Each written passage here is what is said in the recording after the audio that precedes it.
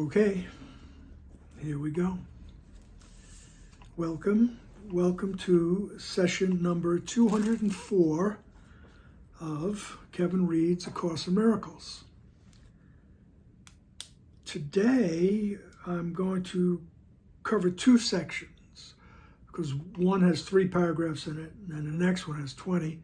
So, okay, we'll get it done and you won't have to sit here all day. Okay. We're in chapter 26, which is the transition. Right. And this section is section 6, Roman numeral 6, VI, on page 553. And it is entitled The Appointed Friend. Okay. The Appointed Friend. The appointed friend, you'll see, is the Holy Spirit, the memory of who we are that we took with us into the dream, because who we are cannot leave our mind, right? And we can't leave the mind of God, the mind of our Creator. Right? We can't leave that milieu of oneness. So as the Course poetically says, we are at home in God, dreaming of exile. And because this mind is so powerful, this dream seems quite real. Quite real. All right. And he says in paragraph 1, this is the appointed friend. Anything in this world that you believe is good and valuable and worth striving for can hurt you and will do so. Not because it has the power to hurt, but just because you have denied it is but an illusion and made it real. And it is real to you. It is not nothing. And through its perceived reality has entered all the world of sick illusions. All belief in sin, in the power of attack, in hurt and harm, and sacrifice and death has come to you. For no one can make one illusion real and still escape the rest. For who can choose to keep the ones that he prefers and find the safety that the truth alone can give? Who can believe illusions are the same and still maintain that even one is best?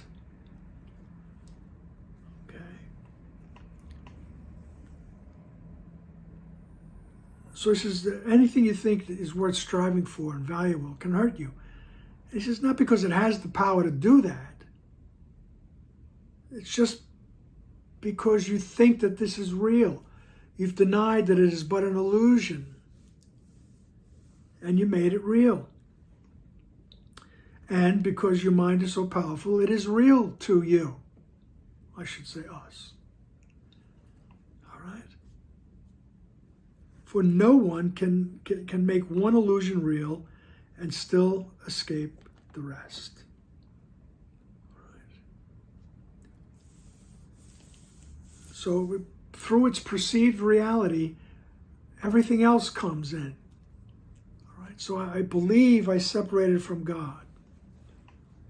Right. Through that, and I think it's real. And through that, everything else comes in. All right? The belief in separation, the power of attack. Right? We think attack is now a useful tool. Right? And projecting guilt is an attack. All right? Judgment is an attack. All right? Just seeing others as separate is also an attack. Right? So it all comes with that one belief that I separated from God. Right? This is because you can't make one illusion real and escape from the rest. Right? It's all or nothing. For who can choose to keep the ones he prefers and find safety in the truth? He says, only the truth can give you safety. Only the truth of who you are. Only the fact that you are in the mind of God. Right? He says, only that truth can give you safety. Right? So you can't have a little bit of this and that. Then in paragraph 2, he says, lead not your little life in solitude, with one illusion as your friend. This is no friendship worthy of God's Son, nor one with which he could remain content. Yet God has given him a better friend, in whom all power in earth and heaven rests. The one illusion you think is friend obscures his grace, and obscures the majesty from you, and keeps his friendship and forgiveness from your welcoming embrace. Without him, you are friendless. Seek not another friend to take his place. There is no other friend. What God appointed has no substitute, for what illusion can replace the truth? So he says, lead not your little life with only the ego as your friend. That thought of separation. And the ego becomes your friend, proving to you that you're separated. Right? He says, that's not a friendship that's worthy of you. Right? And he says, and it's not one that you can be happy with. He says, you can't remain content with this friend. You maybe all of a sudden have that thrill of victory, as they used to say, that you separated from the oneness. Yes, I became an individual. I did it. I made it. He says, but that contentment is not eternal. It doesn't live very long. Once you see what you have to do to get by in this world, make constant adjustments. Really, constant zigging and zagging. Right. He says, but your creator, the original source, God, whatever word you want to use to become a symbol of that from which you emanated, that of which you are a part.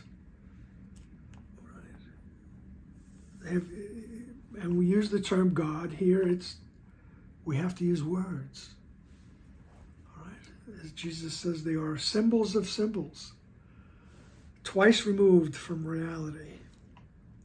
So God has given you a better friend. It's not that good. These are metaphors, poetic.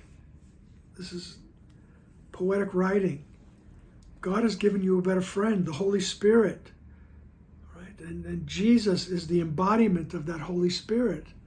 So Jesus is your good friend also, believe me. And I always suggest to people, they would just go to your mind and speak to Jesus like he's your friend. Like you used to joke around in high school or something, right? Like you hung out with him when you were a kid, right? You know, you went through all your phases with him. He's someone that you could always hang out with, and he would always be loyal and be true to the friendship.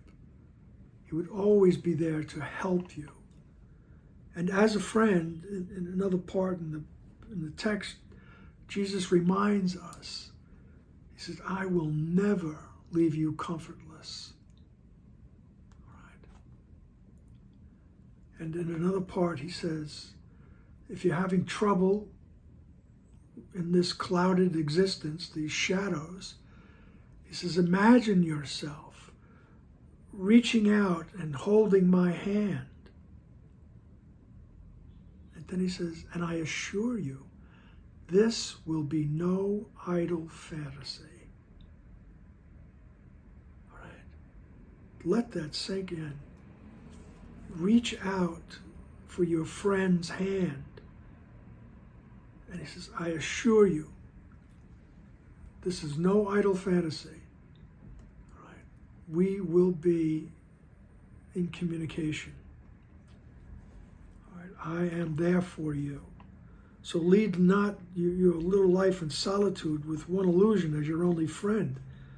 This is no friendship worthy of God's Son, or one with which he could remain content. Yet God has given him a better friend, in whom all power in earth and heaven rests. Okay? The one illusion that you think is friend, all right, this ego thought system, says this obscures the grace and the majesty of this friend, of your true friend. And it keeps his friendship and forgiveness from your welcoming embrace.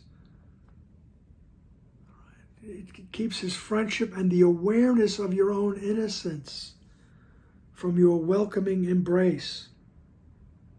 He says, without him, you're friendless. Because the ego is no friend. Seek not another friend to take his place. There is no other friend. What God appointed has no substitute. For what illusion can replace the truth? All right, so don't go it alone. Go to Jesus as your friend. And in the Course, we use the symbol of Jesus. Right?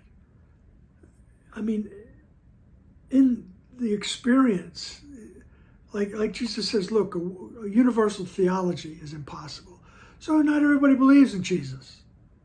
But what you can believe in is an unconditional love, a symbol of love that will accept you and guide you and always be there as a guide, as a teacher. That is your friend. And there is no substitute for that. So take whatever symbol is good for you and use that. Paragraph 3, who dwells with shadows is alone indeed. And loneliness is not the will of God. Your Creator did not create you to experience loneliness. Only the ecstatic existence of oneness.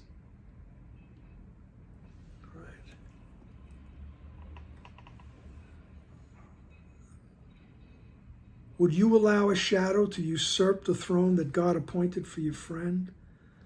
If you but realized its emptiness has left yours empty and unoccupied? Right. Make no illusion friend, for if you do, it can but take the place of him whom God has called your friend.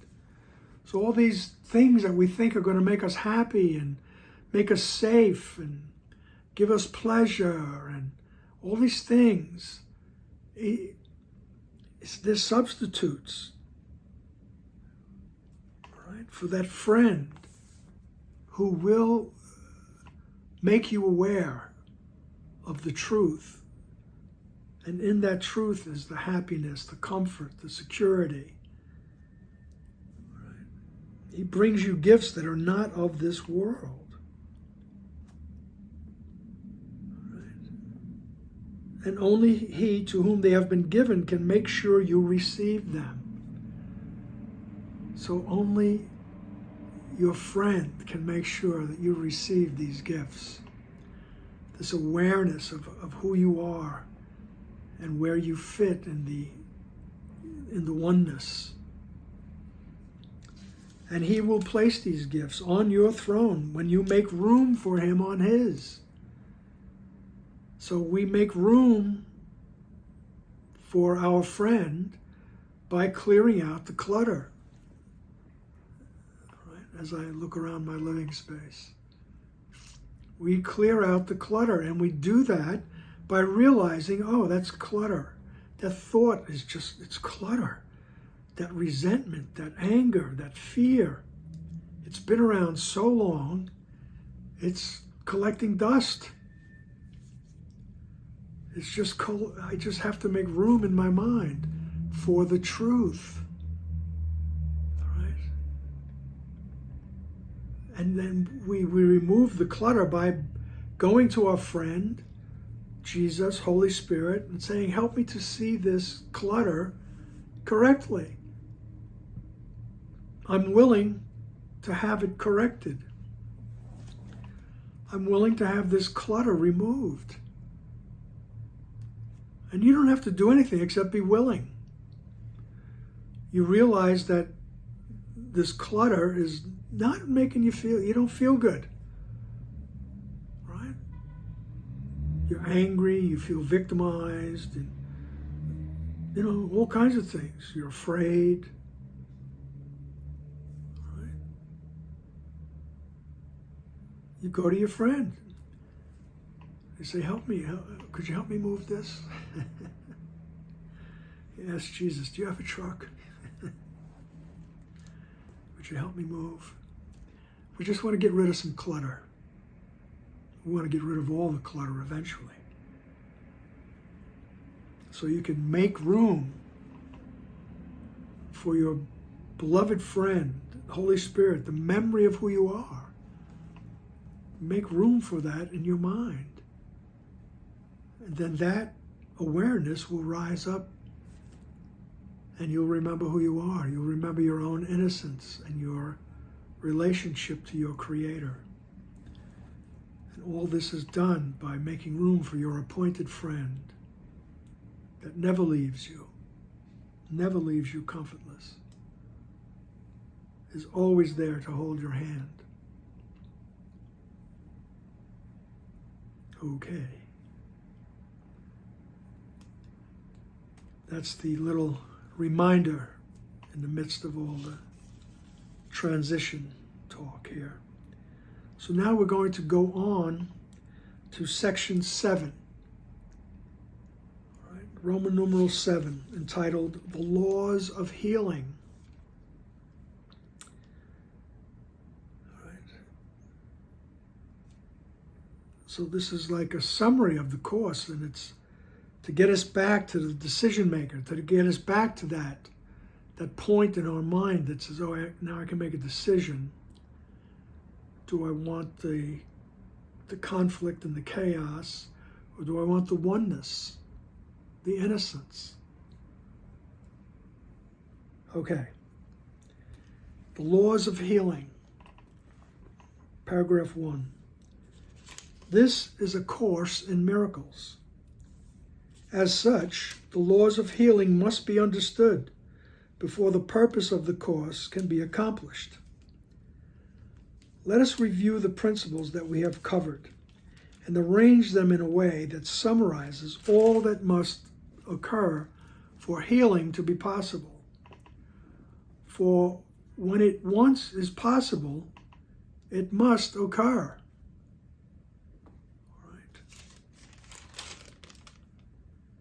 So we're going to summarize everything that has to happen in order for healing to be possible, in order for us to be in that spot where we choose healing. And when Jesus talks about healing, remember that to think that we're outside the mind of God is sick. That's sickness. When the tiny mad idea first arose and I thought it could be accomplished, my mind split. All right, so that's another aspect of healing, is bringing the mind back to its original state. All right, and for healing to be possible, I have to choose that. And once I choose it, once it's possible, it must occur. All right, it's inevitable. Jesus says in another place, once the journey has begun, the end is certain. And if you're listening to this, if you're looking at spiritual paths, and believe me, your journey has begun. Okay? And the end is certain. You will remember who you are and your relationship to your Creator. Right? Because once it's possible, it must occur. Paragraph 2. All sickness comes from separation. When the separation is denied, it goes. For it is gone as soon as the idea that brought it has been healed and been replaced by sanity.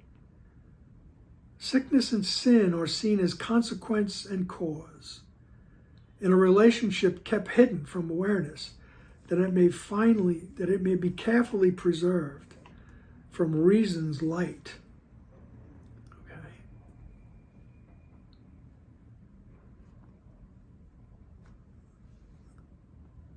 So all sickness comes from separation.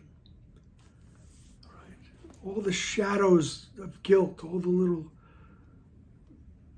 When I think I'm separate from God, right, that's when all the maladies arise. Right? Whether it be psychological or physical or whatever. Right?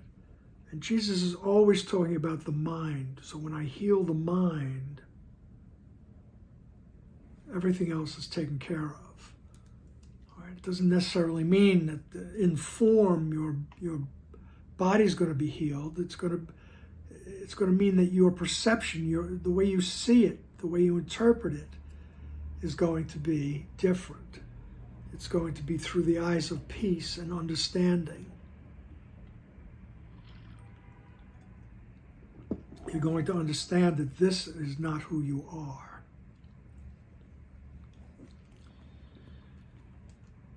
And just as an aside, in the meantime, you deal with the various maladies and symptoms that arise in form. Don't be silly.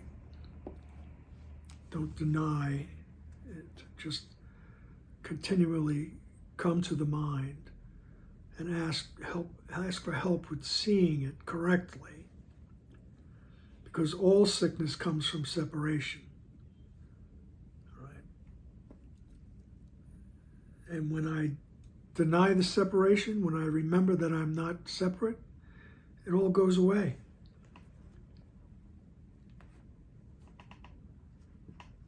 And he says, sickness and sin are seen as consequence and cause. So sickness is the consequence of the belief in separation, and this relationship is kept hidden. We think that sickness is just something that happens because you're here in a body. He says that relationship between this thought of separation and the sickness is kept hidden. It's kept hidden from awareness, right? So that it may be preserved from reason's light. Right? So the ego thought system wants us to keep that hidden. Doesn't want us to remember that it was my choice to believe that I was separate. And now if I choose otherwise, I want to go back to the oneness. I choose the oneness, the innocence. Right? Then these things will disappear. The ego doesn't want to disappear. So it's a relationship that's kept from awareness. Right? That's the ego's purpose, is to keep us mindless, so to speak. So we don't realize I can go back to my mind and ask my appointed friend to help me see this correctly. Right?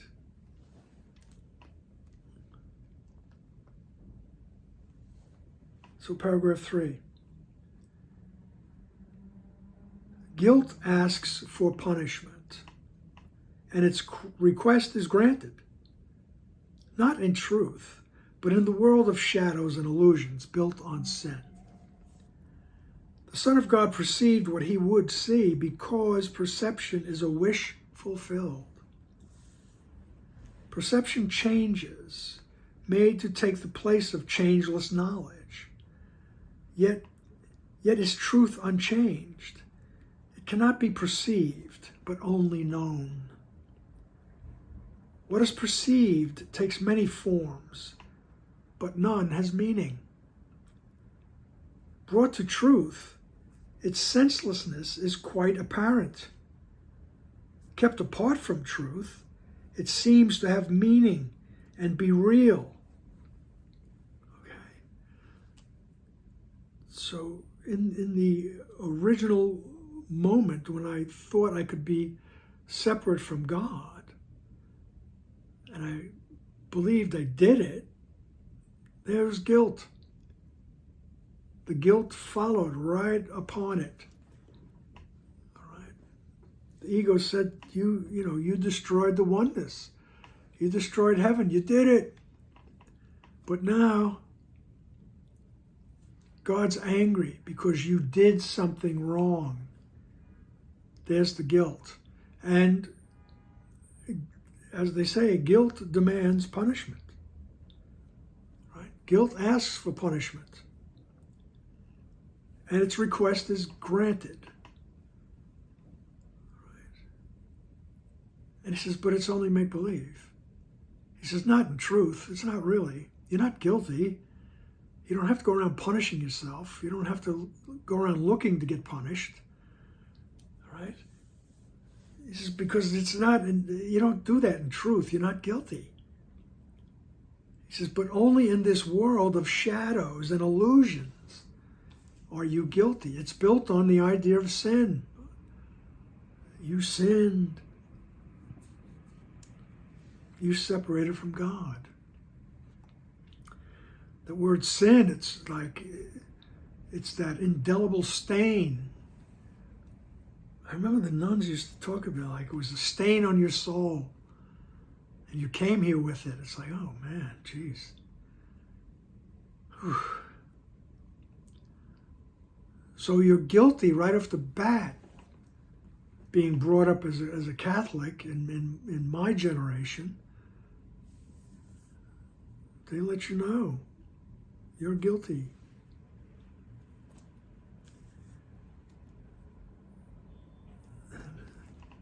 One of my favorite Bob Dylan lyrics is, look out, kid, it's something you did. God knows when, but you're doing it again.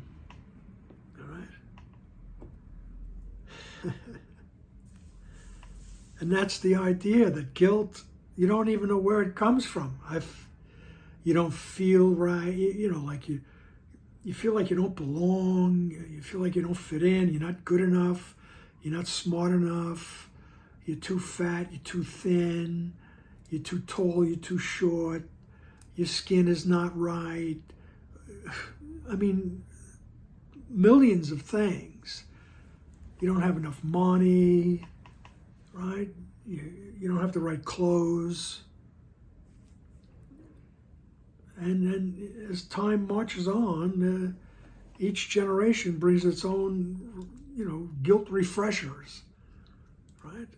You think you were stylish 50 years ago. Now you become an oddity. And that's just one thing, believe me. That's all comes under the umbrella of guilt. There's something wrong with me. I have that stain, right? That I have to make up for that stain. Right? Guilt asks for punishment, and its request is granted. He goes, not in truth, not really. Not in heaven. You're innocent. You're innocent as the moment that God thought of you. So we're in this passion play here, right? And he says, in this idea of sin and sickness, he says they're seen as consequence and cause, right? They're in relationship to one another. but it's kept hidden. The relationship is kept hidden. The ego does not want us to go back to our mind to see that, oh, it was a choice I made to believe in separation. Right? We get to that choice point of being the decision maker. Right? And we do that when we practice that by removing the clutter, as we said in the preceding section. Whatever is cluttering us, whatever shadow of guilt, even the fact that I think someone is imposing on me. All right. That's, I'm being victimized. All those things. That's a shadow of the guilt. He says, it's, in truth, it's impossible, but we got to get back to the truth.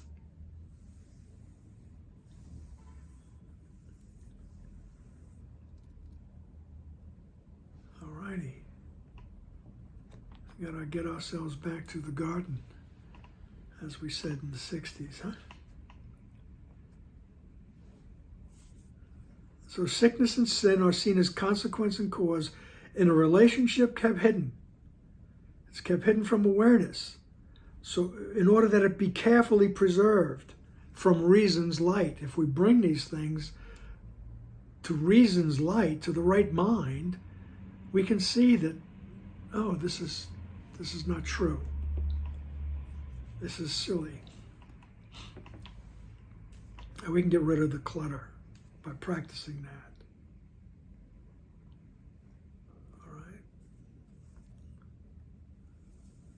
So I digressed, of course.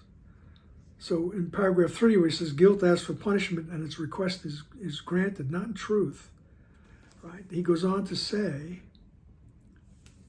the Son of God perceived what he would see because perception is a wish fulfilled. So it was the wish to experience individuality. All right, now I'm seeing it. That wish is fulfilled. The mind is very powerful, more powerful than we are aware of. Okay?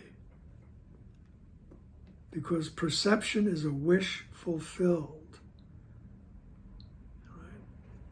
Perception is not the truth. The truth is in heaven, which is knowledge. But here, in this dream, there's perception. And perception changes in sentence 4. It's made to take the place of changeless knowledge. So I thought I could mimic what is in the oneness. And my mimicry is perception. Right. It's supposed to take the place of changeless knowledge. The changeless awareness of who I am and who God is and what it's all about. He says, yet truth is unchanged. It cannot be perceived, but only known. All right, so we keep on trying to change our perception. Help me to correct my perception until I get to what Jesus referred to a week or so ago as the gates of heaven, where the rays of knowledge are starting to come through. But perception is only for the world of dreams, of form, until I decide ultimately it's not what I want. I want the knowledge. Sentence 7, paragraph 3. What is perceived takes many forms.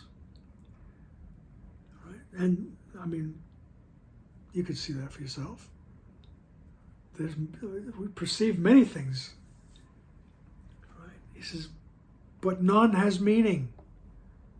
All right? No matter what we perceive, it ultimately has no meaning. If we bring it to the truth, brought to truth, its senselessness is quite apparent.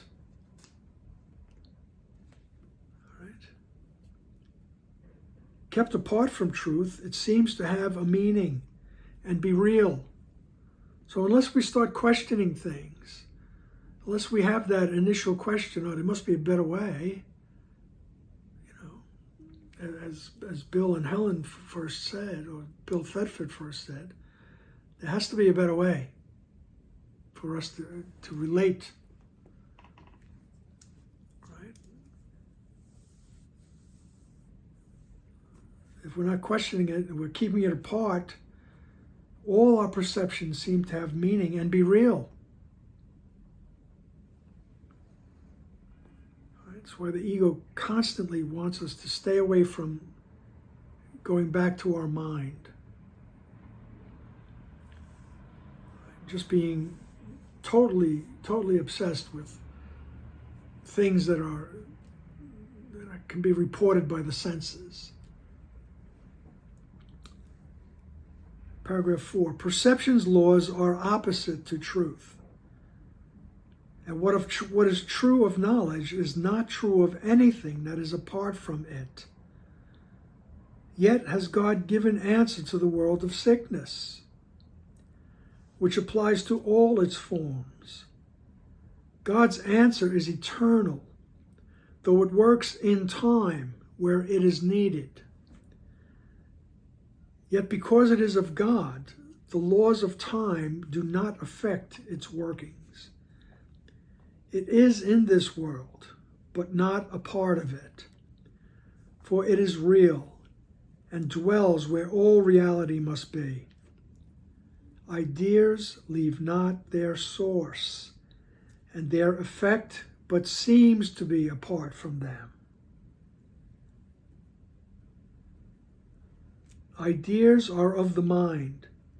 What is projected out seems to be external to the mind. All right? What is projected out and seems to be external to the mind is not outside at all, but an effect of what is in and has not left its source. Very, very important principle of the Course. All right? That all these things that I perceive are ideas in my mind. What is projected out seems to be external to the mind. What is projected out is some form of my belief in separation. Actually.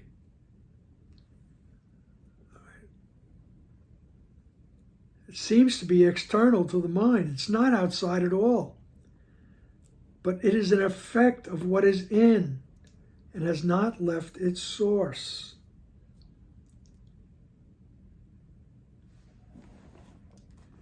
Right? It's an outward sign of an inward condition, as to paraphrase some psychological genius.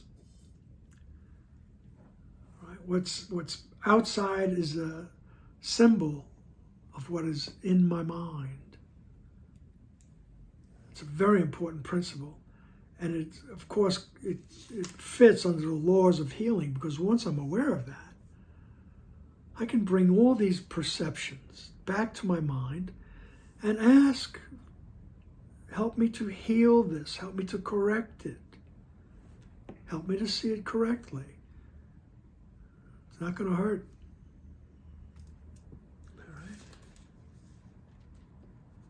And he says perception's laws are opposite to the truth. Right? God has given answer to the world of sickness. Right? That is the atonement principle, the idea that you never left. You're innocent as this moment. You are as innocent as this moment is. The moment when you emanate from the mind of the Creator. You always have that innocence. No matter what you believe, it's unchanging. Because ideas leave not their source. You are an idea in the mind of God. How could you leave that mind? Ideas don't leave the mind that thought them. All right? And we think there's an outside, all right, because we've made it real, and the mind is very powerful.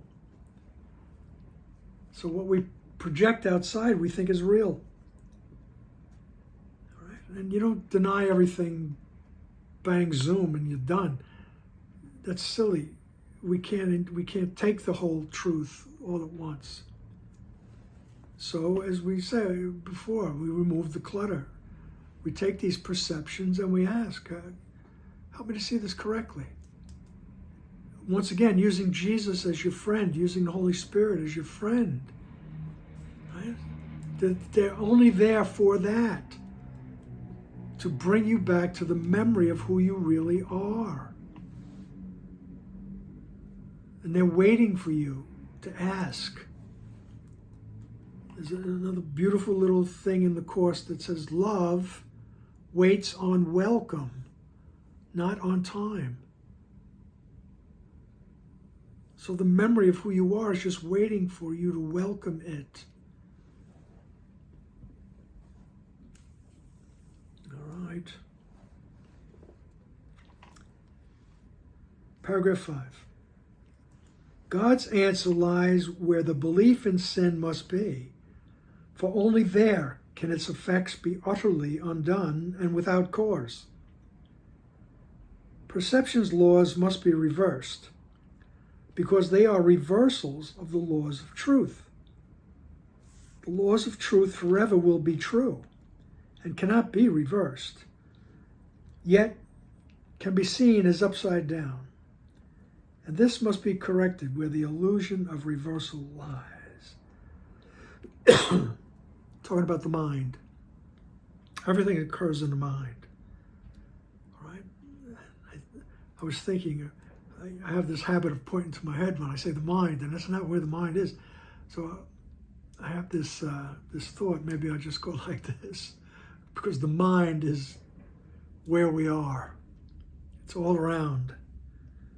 And God's answer lies where the belief in sin must be. The belief in sin, the belief in separation, must be in the mind. So that's where the answer is. And that's why the ego thought system doesn't want us to go there. Don't slow down. Don't stop. Don't question anything. Don't meditate. Don't pray. Just keep going. Stay busy. All right. So the answer lies where the belief in sin must be. Because only there, in the mind, can its effects be utterly undone. So only in the mind can the effects of the thought of separation be undone. And we do that by help me to see correctly. Because everything we're seeing is a result of thinking I'm separated from God. Everything I'm seeing is an effect of that thought. Everything I'm experiencing is an effect of that thought. So come into the mind. If you're done with it, you want to be done with that thought, you realize you don't feel good anymore about it. So we come into the mind and where that thought can be undone and reversed. All right. Perception's laws must be reversed, sentence 2. Because they are reversals of the laws of truth. All right. Perception is a reversal of the law of truth. Perception is a reversal of knowledge. It's mimicry of knowledge. The laws of truth, sentence 3, the laws of truth forever will be true and cannot be reversed. Right? Yet, they can be seen as upside down, and this must be corrected where the illusion of reversal lies. So the illusion of reversal lies in the mind, and this is where things get corrected. Paragraph 6. It is impossible that one illusion be less amenable to the truth than all the rest. But it is possible that some are given greater value and less willingly offered to truth for healing or for help. No illusion has any truth in it, yet it appears some are more true than others, although this clearly makes no sense at all. All that a hierarchy of illusions can show is preference, not reality. What relevance has preference to the truth? Illusions are illusions and are false. Your preference gives them no reality. Not one is true in any way, and all must yield with equal ease to what God gave as answer to them all. God's will is done, and any wish that seems to go against his will has no foundation in the truth. Right? He says all illusions can be brought to the truth. Right? It's just that we like some things more than others. Right? My love for people, places, and things, right? I like that. I relish that over, my resentment toward this person or my judgment of that person. So I'll work on that. He says, but all the illusions are illusions, all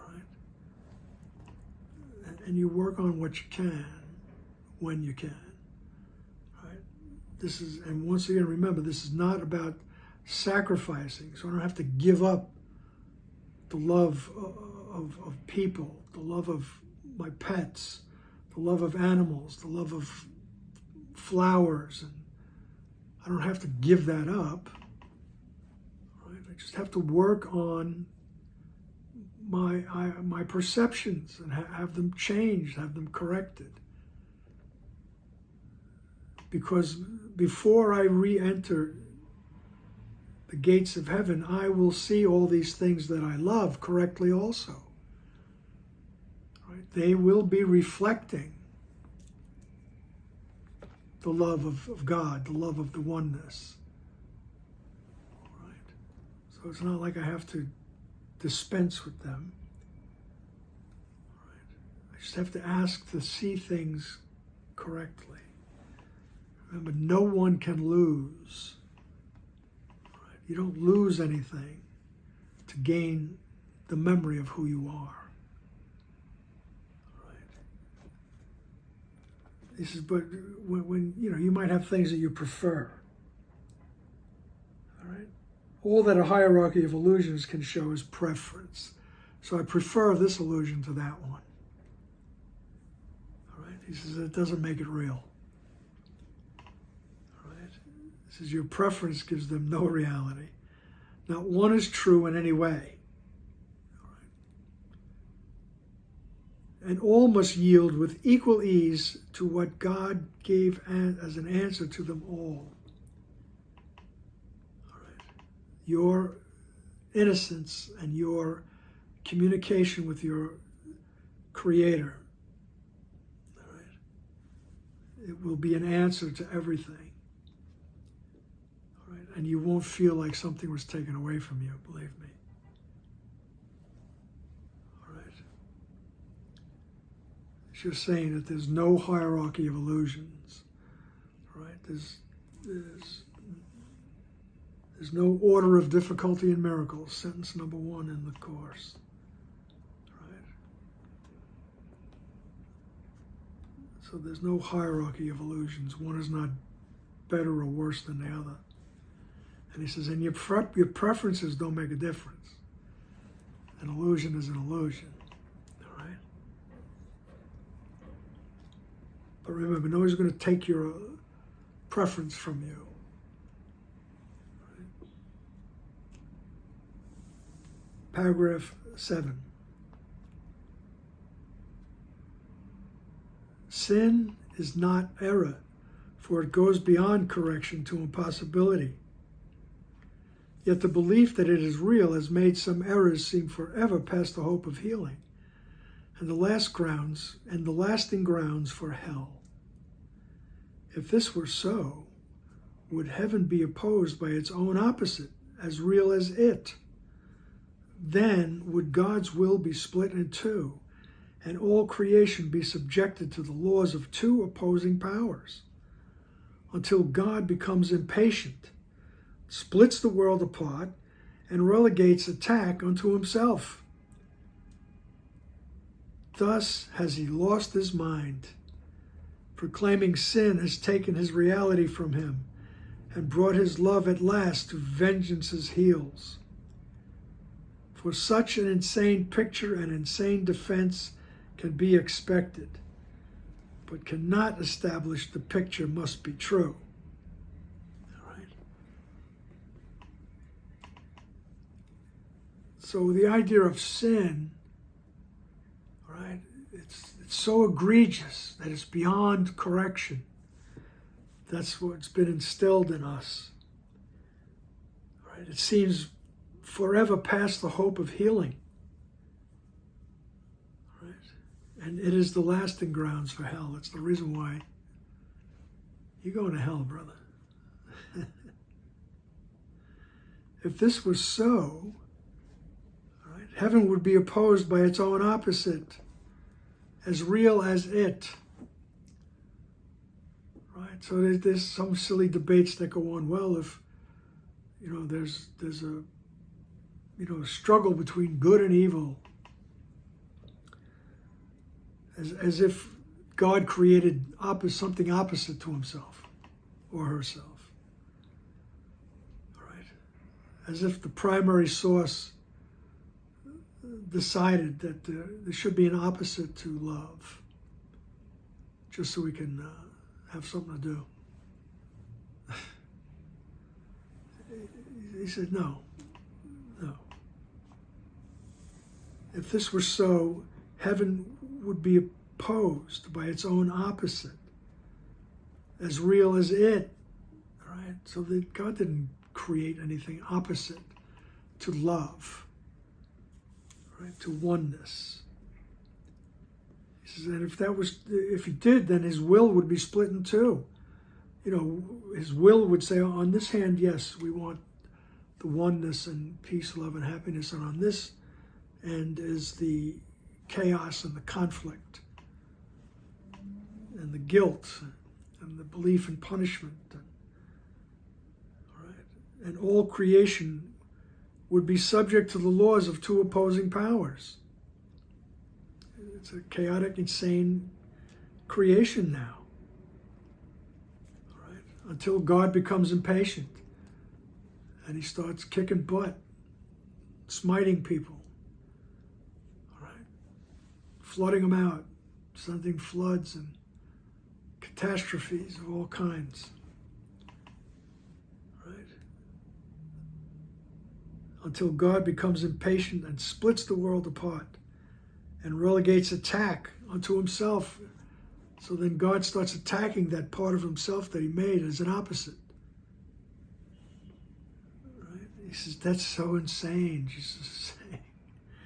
And he says, for such an insane picture, an insane defense can be expected, but cannot establish the picture must be true.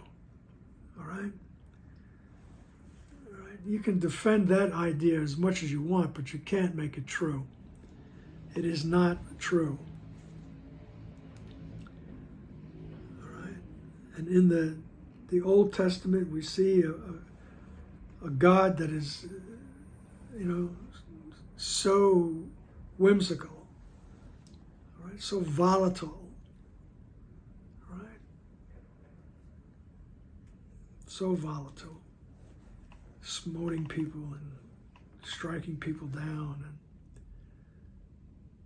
obviously that was mankind that created those stories. All right. God is not insane. God doesn't fight against evil. All right. There is no evil. There's only the belief in evil, and the belief doesn't make it true.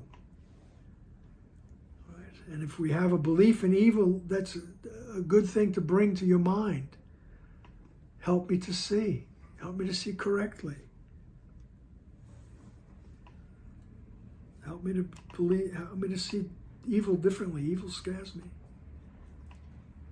All right. I remember when I was a kid, just the thought, that word would send cold streaks up my spine.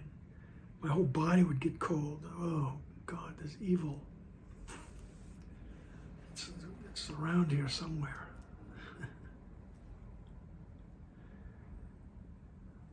That's how my grandmother would keep us in line. We're a big family, a lot of kids. And if my grandmother had to watch us for the night, she would be telling us how much evil is in the house and we're going to get punished. So there was that belief in punishment. All right? And it gets reinforced throughout your lives.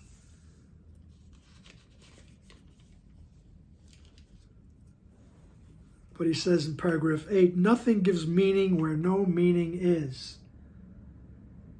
And truth needs no defense to make it true.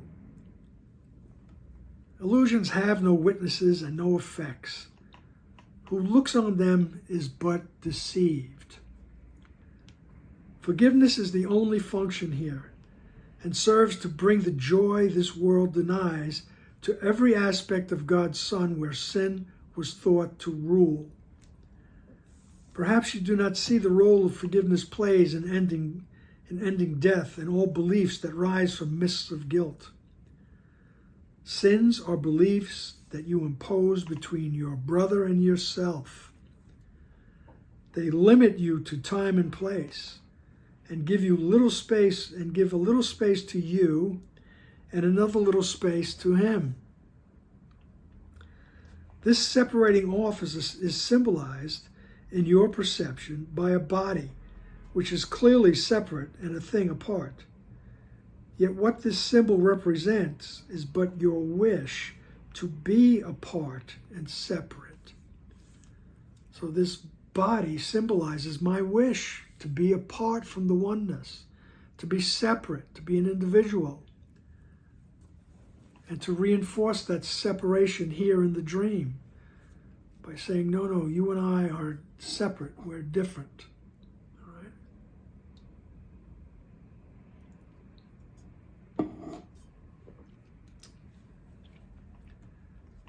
But he says, but nothing can give meaning to where no meaning is. All right? And those of us who looks on illusions and is deceived. All right? And forgiveness is the only function here. All right? And forgiveness will bring joy to this world that denies every aspect of God's Son.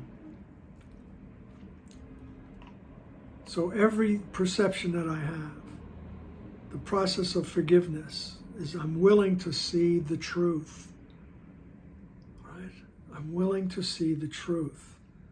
So forgiveness becomes my function in this silly dream. I have to bring all those illusions to the truth. That's the process. Help me to see correctly. I'm willing. Perhaps you do not see the role forgiveness plays in ending death and all beliefs that rise from the mists of guilt. All right. He says maybe you don't see how it works. But he says that idea of separation, the thought of sin, that you're doing something. All right. He says these are beliefs that we impose between your brother and yourself, right, to keep us separate. And they limit you to time and place. Right? And the idea of sin, the idea of separation, and this is They limit you to time and place, and they give you a little space, and they give him a little space, or her. They give her a little space. Right. This separating off is symbolized in your perception by a body, which is clearly separate and a thing apart. Yet what this symbol represents is but your wish to be apart and separate. So everything, my body especially, symbolizes my wish to be apart from the oneness. And if you want to get back to the oneness, you start bringing things to the mind. Say, help me to see it correctly. Help me to see these things correctly. Paragraph 9, forgiveness takes away what stands between your brother and yourself. It is the wish that you be joined with him and not apart. Right? So forgiveness is that wish that you be joined and not apart. We call it wish because it still conceives of other choices and has not yet reached beyond the world of choice entirely. Yet is the wish in line with heaven's state and not in opposition to God's will, although it falls far short of giving you your full inheritance. It does remove the obstacles that you have placed between the heaven where you are and the recognition of what you are. Facts are unchanged, yet facts can be denied and thus unknown, though they were known before they were denied. All right?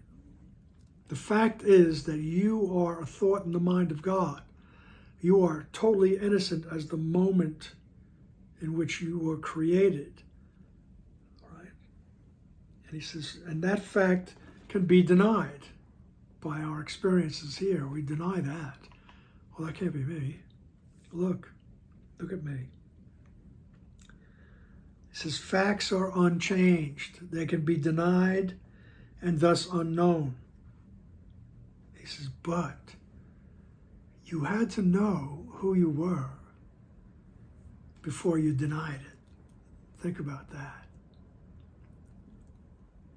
You had to know who you are, I should say, before you denied it. Paragraph 10, salvation, perfect and complete, asks but a little wish that what is true be true, a little willingness to overlook what is not there, a little sigh that speaks for heaven as a preference to this world that death and desolation seem to rule. In joyous answer will creation rise within you to replace the world you see with heaven, wholly perfect and complete. What is forgiveness but a willingness that truth be true? What can remain unhealed and broken from a unity which holds all things within itself? There is no sin. And every miracle is possible the instant the Son of God perceives his wishes and the will of God that are one. All right, that is truly healing in this section called the laws of healing. All right, it's just a little willingness to overlook, all right, to overlook what is not there, to overlook what I think that person is doing to me. It's just a little willingness to see past it, right? Just to look past it, to overlook it, right? To see past it to the truth, right? It's just a little willingness, a little sigh that speaks to heaven that speaks for heaven as a preference. I'd rather see the truth. I'd rather remember heaven. It's a preference to this world. Right? Sooner or later you get sick of the nonsense that goes on in this world. I mean, there's periods when we all, as we grow and we advance through the world, we think we can do something, we can achieve something, we can perhaps change something, or, some of us think we're going to accumulate more or whatever. So after a while, it's tiring to say the least. And he says that's where that little sigh toward heaven, that willingness to see the truth, as a preference to this world. Right? And he says, and once that is engaged, that preference to see the truth, right? He says the creation will rise within you, and it will replace the world you see with heaven. Right? He says, what is forgiveness but a willingness that truth be true? I'm willing to see the truth about this person, this place, this thing, this situation. I'm willing to see the truth about it. Help me. And he says, all creation will rise in your mind to help you. Right? He says, look, there is no sin. There is no separation. And every miracle is possible the instant the Son of God perceives his wishes and the will of God as one. All right? Everything is possible. The minute I perceive that my will and God's are the same, my wish is to see the truth, and that's God's will for me. He says it's the same thing. So every miracle is possible the instant that occurs. Paragraph 11, what is the will of God? He wills his Son have everything. And this he guaranteed when he created him as everything. It is impossible that anything be lost if what you have is what you are. This is the miracle by which creation became your function, sharing it with God. It is not understood apart from him, and therefore has no meaning in this world. Here does the Son of God ask not too much, but far too little. He would sacrifice his own identity with everything to find a little treasure of his own. And this he cannot do without a sense of isolation, loss, and loneliness. This is the treasure he has sought to find, and he can only be afraid of it. Is fear a treasure? Can uncertainty be what you want? Or is it a mistake about your will and what you really are? So what is the will of God? He wills that you have everything. And this he guaranteed, he says, when he created you as everything. Right? Using words to help us with this experience. This is who we are. Right? He says, you haven't lost anything. If what you have is what you are.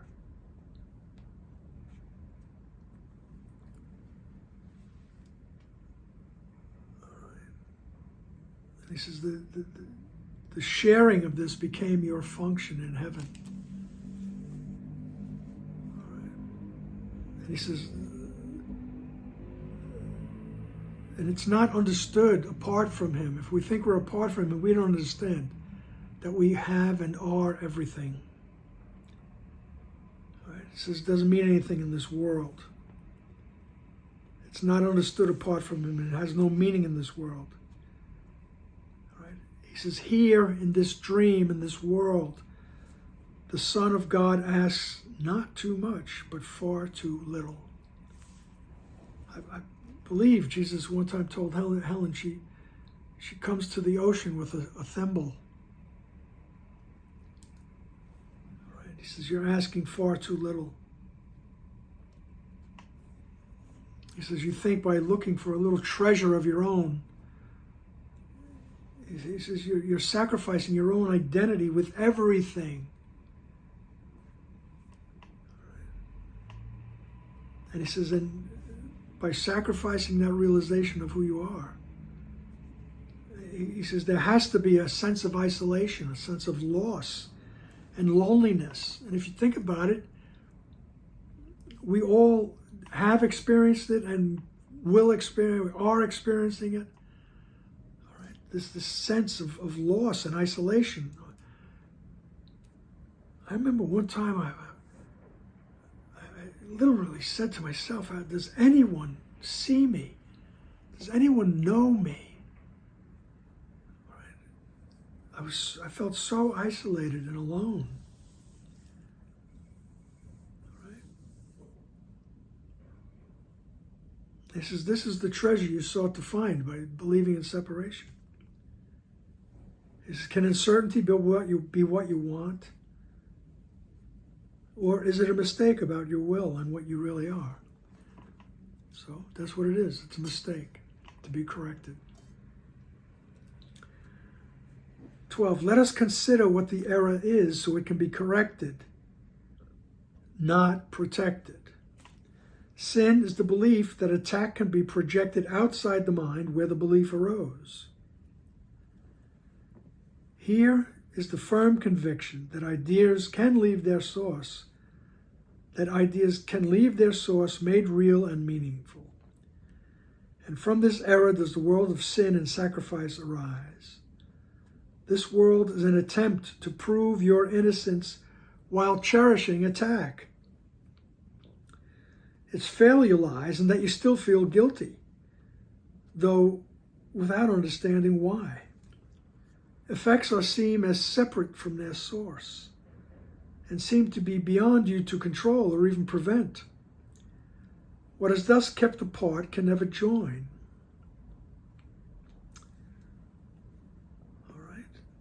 So I'm always looking outside. He says, let's look at the error so it can be corrected.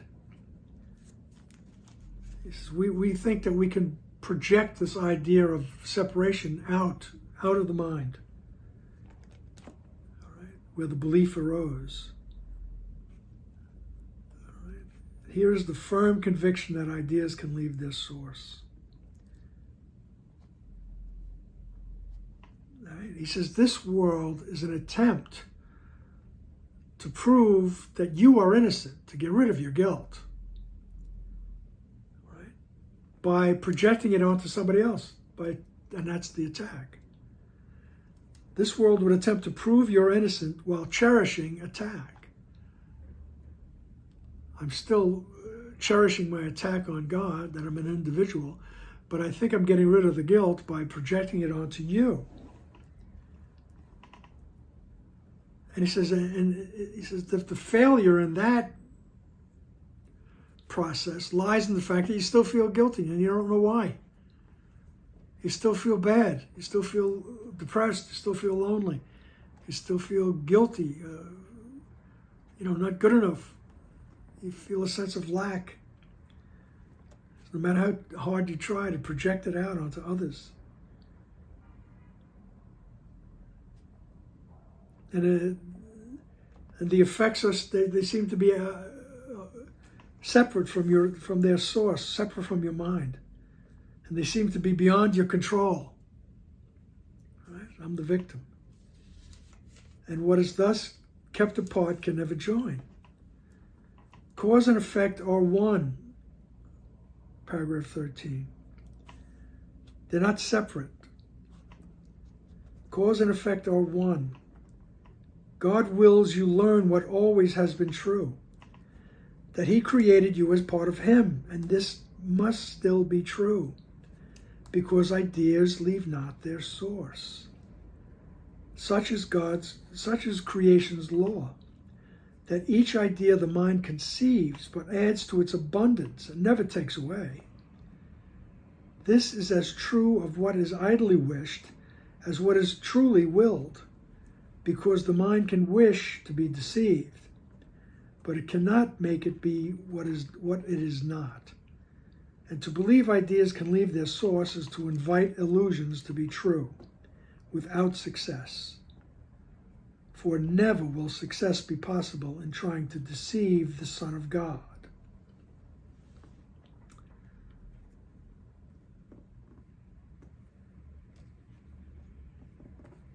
So God wills that you remember that you were created as part of God, and this is always true. It's never changing, because ideas don't leave their source.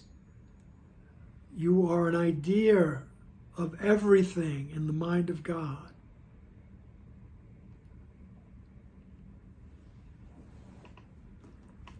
And the ideas do not leave their source. And to believe otherwise is to invite illusions. All right? So he keeps repeating these things. All right? Paragraph 14. The miracle is possible when cause and consequence are brought together and not kept separate. The healing of effect without the cause can merely shift effects to other forms. And this is not release. God's Son could never be content with less than full salvation and escape from guilt.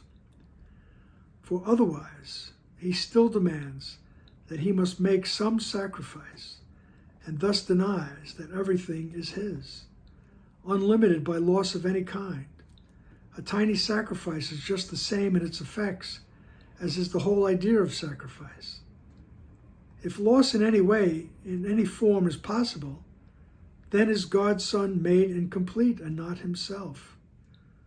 Nor will he know himself, nor recognize his will. He has forsworn his Father and himself, and made them both his enemies in hate. All right? So the miracle is possible, that reaching the choice point, all right, that change in perception is possible when the cause and the consequence are brought together.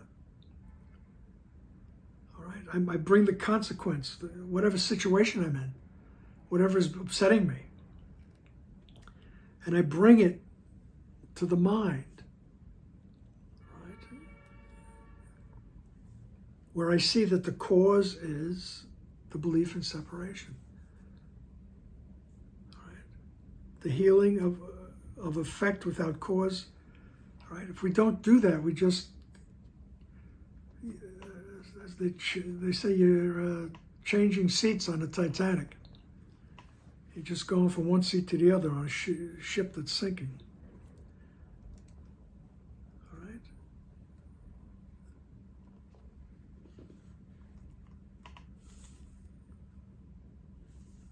So we always go to the mind and ask for a change of perception. Paragraph 15. Illusions serve the purpose they were made to serve, and from their purpose they derive whatever meaning they seem to have. God gave to all illusions that were made another purpose that would justify a miracle whatever form they took. In every miracle, all healing lies, for God gave answer to them all as one. And what is one to him must be the same. If you believe what is the same is different, you but deceive yourself. What God calls one will be forever one, not separate. His kingdom is united. Thus it was created, and thus will it ever be. Right? So illusions serve the purpose they were made to serve. So the illusions were made to keep us believing that we separated from God. And they serve that purpose. All right? God gave to all illusions that were made another purpose. So we can take those illusions and use them to remember who we are. And we do that by taking the illusion and bringing it to the mind and asking, help me to see this perception correctly. Help me to see this illusion. Help me to correct this perception.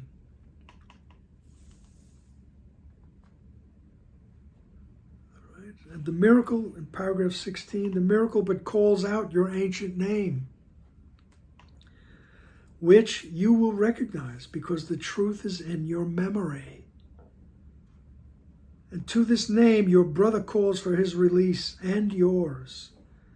Heaven is shining on the Son of God. Deny him not, that you may be released. Each instant is the Son of God reborn until he chooses not to die again. In every wish to hurt, he chooses death instead of what his Father wills for him. Yet every instant offers life to him because his Father wills that he should live. All right, every instant we can choose, help me to see correctly. I want to return to the memory of who I am. Help me to choose, help me to see this correctly, whatever it is. All right, and that in that choice, your ancient name is calling out to you. And you will recognize it. You will recognize your innocence.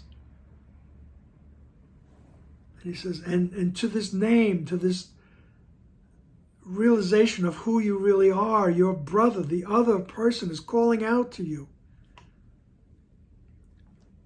Calling out for his own release and yours. Right? We help each other be released from this thought system of sin and guilt and fear and separation from God. And as Ram Dass says, we are walking each other home.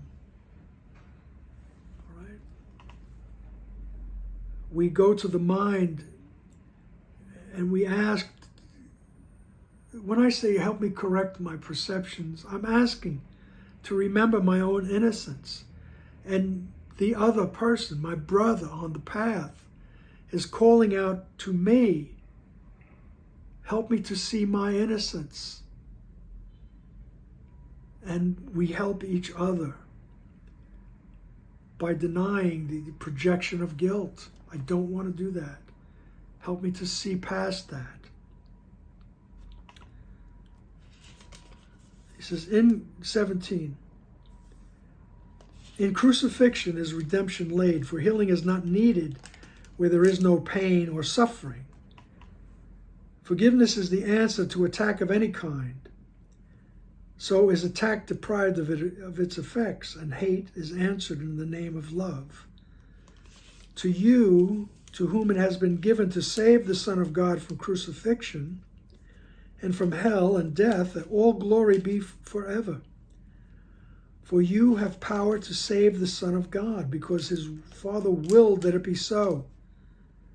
And in your hands does all salvation lie, to be both offered and received as one. To be both offered and received in the same instant. To be both offered. Salvation, release from the idea of separation, is offered and received in the same instant. And that's why he says, in crucifixion is redemption laid. He says, because healing doesn't need to be where there is no malady. All right? For healing is not needed where there's no pain or suffering. So in the thought of separation, in the projection of guilt, is the thought of pain and suffering. And forgiveness is the answer to attack of any kind. Help me to see correctly. I'm willing to see correctly. That's the answer to attack of any kind. And in so doing, the attack is deprived of any of its effects. And hate is answered in the name of love. I will receive an answer in a language I can understand. It will fit the form. It will fit my circumstance if I'm willing to see, if I'm willing to have my projection of guilt corrected.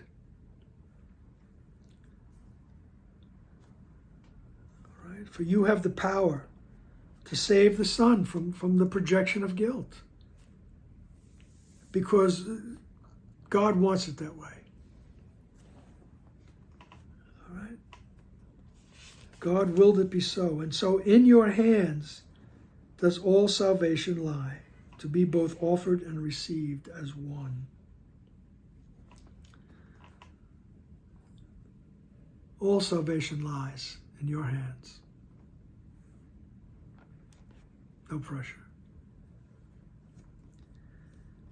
18. To use the power God has given you as he would have it used is natural. It is not arrogant to be as he created you, nor make use of what he gave to answer all his Son's mistakes and set him free. But it is arrogant to lay aside the power that he gave and choose a little senseless wish instead, right? Instead of what he wills. The gift of God to you is limitless. There is no circumstance it cannot answer, and no problem which is not resolved within its gracious light. They said, you can answer that light. You can be a channel of that light. Right? This is the gift that God gives you, and it's limitless, and it's in the mind for us to tap into. And he says, and it's not arrogant to tap into it and to believe that you can tap into it. He says it's arrogant to lay it aside and choose a little stupid wish of separation.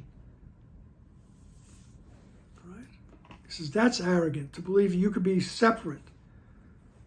He says what's not arrogant is to realize I want to channel the oneness.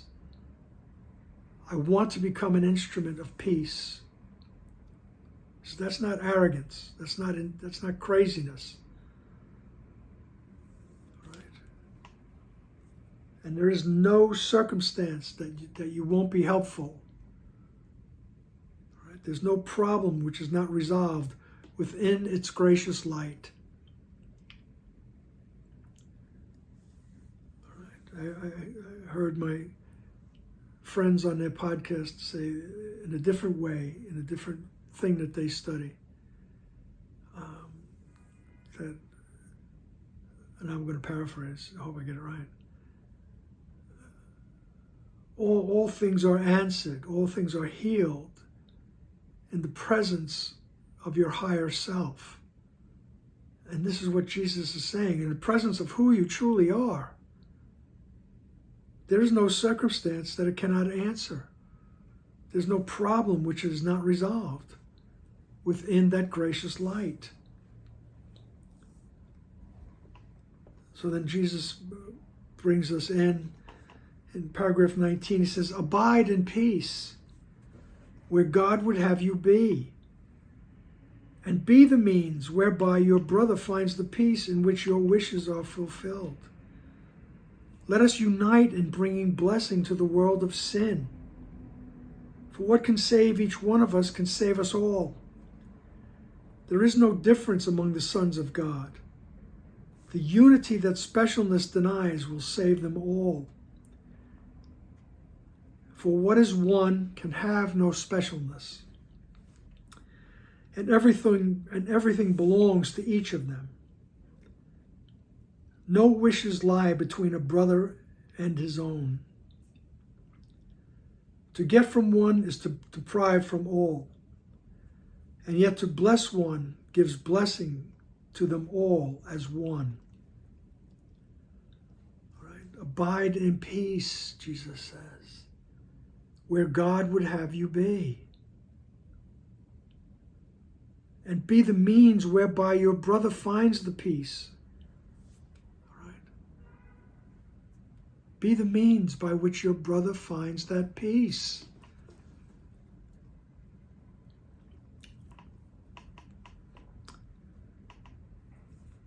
And he says, let's unite with Jesus, the Holy Spirit, and bring this blessing to the world of sin, the world of separation. All right? For what can save each one of us can save us all. And he says, and there is no difference among the sons of God. All right. To bless but one gives blessing to them all. All right. The mind is one. It's all happening in the mind. So paragraph 20. Your ancient name belongs to everyone, as theirs to you. Call on your brother's name, and God will answer. For on him you call. Could he refuse to answer when he has already answered all who call on him? A miracle can make no change at all, but it can make what always has been true be recognized by those who know it not. And by this little gift of truth, but let it be itself, the Son of God allowed to be himself, and all creation freed to call upon the name of God as one. All right. Your ancient name belongs to everyone, and theirs to you. And if you call out that name to your brother, God will answer, because that's his name too. All right? You're all one. All right? And a miracle makes no change at all, but it can make us aware of what has always been true. Right? So it's like Jesus says right in the very beginning, it's not a course on love. It's about removing the blocks to the awareness of love's presence. As we said so long ago, hour and a half ago. It's removing the clutter to remember who we are, who I am and who you are and who God is, all the same.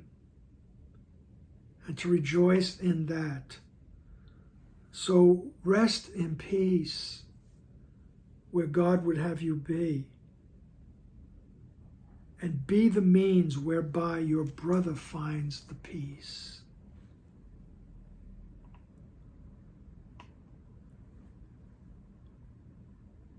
Okay. And I'll see you next time. Remember, Jesus says, I will never leave you comfortless. Bye now.